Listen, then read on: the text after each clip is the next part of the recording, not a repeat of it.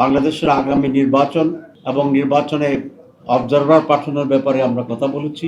Equal playing field তৈরি হওয়ার জন্য বিশেষ করে প্রত্যেকটি বুথে ইলেকশনের সিসি ক্যামেরা যাতে সংযোজিত থাকে আমরা এটা প্রস্তাব করেছি। তারা এই প্রস্তাবকে এনকারেজ করেছে।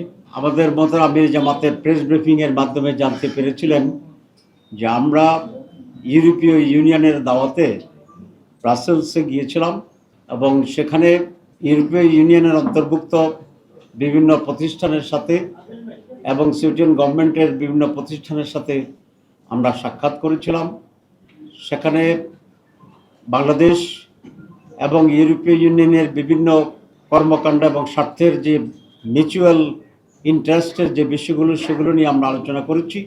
বিশেষ করে ইউরোপীয় ইউনিয়ন এবং বাংলাদেশ জামাত ইসলামী পারস্পরিক সম্পর্ক এবং বন্ধুত্ব সম্পর্ক উন্নয়ন এবং কাজের ক্ষেত্রে সহযোগিতা এবং সহজতা কিভাবে হতে পারে সে ব্যাপারে বিস্তারিত আলোচনা হয়েছে। সেখানে কয়েকটি বিষয় তারা জানতে চেয়েছিল যে জামাত ইসলামী ডেমোক্রেসির ব্যাপারে স্ট্যান্ড কি, মহিলাদের অধিকারের ব্যাপারে আমাদের পলিসি কী হতে পারে এবং মাইনরিটি ইস্যুতে জামাত ইসলামের পলিসি কী হতে পারে। বান্ডেল থাকলে প্রতি সেনমানিতে টাকা বাঁচবে। বিকাশ সেনমানি বান্ডেল কিনে জিতুন প্রতি লেনদেনে। এসব ব্যাপারে বিস্তৃত আলোচনা হয়েছে এবং আমরা আমাদের স্ট্যান্ডকে ক্লিয়ার করার চেষ্টা করেছি। আমরা মনে করি তারা এটাতে কনভিন্সড হয়েছে এবং আপনারা জানেন যে বাংলাদেশের হাইয়েস্ট গার্মেন্টস এক্সপোর্ট হয় ইউরোপের ভিতরে। আমরা তাদেরকে প্রস্তাব দিয়েছি যে বাংলাদেশের শুধুমাত্র ইউরোপীয় ইউনিয়নের জন্য এখানে একটা এরিয়াকে আমরা অ্যাসাইন করব এবং সেখানে তারা গার্মেন্টসে আরও বেশি করে তারা ইনভেস্টমেন্ট করবে। আজকে আমাদের সেই সফরের ফলো আপ প্রোগ্রাম হিসেবেই ইউরোপীয় ইউনিয়নের মান্যবর রাষ্ট্রদূত এসেছিলেন, তার সঙ্গে এসেছিল বলা হয়েছে। সেখানেও আমরা কয়েকটি বিষয় আলোচনা করেছি। বাংলাদেশের আগামী নির্বাচন এবং নির্বাচনে অবজারভার পাঠানোর ব্যাপারে আমরা কথা বলেছি।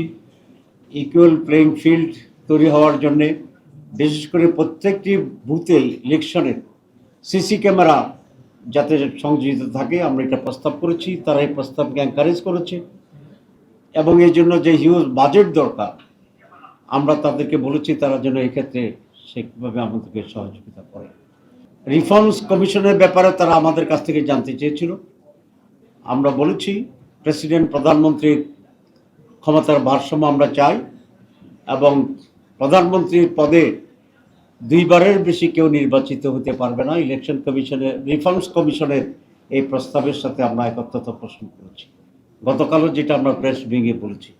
সুতরাং এই সকল বিষয়েই আজকে মূলত আলোচনা হয়েছে এবং তারা বলেছেন তারা বাংলাদেশের সাথে কাজ করবে এবং বাংলাদেশ জামাত ইসলামীর সাথেও তারা কাজ করবে এবং পারস্পরিক আলোচনার ভিত্তিতে আমরা দুই পক্ষই কীভাবে বেনিফিটেড হতে পারি এ বিষয়ে আলোচনা অব্যাহত থাকবে।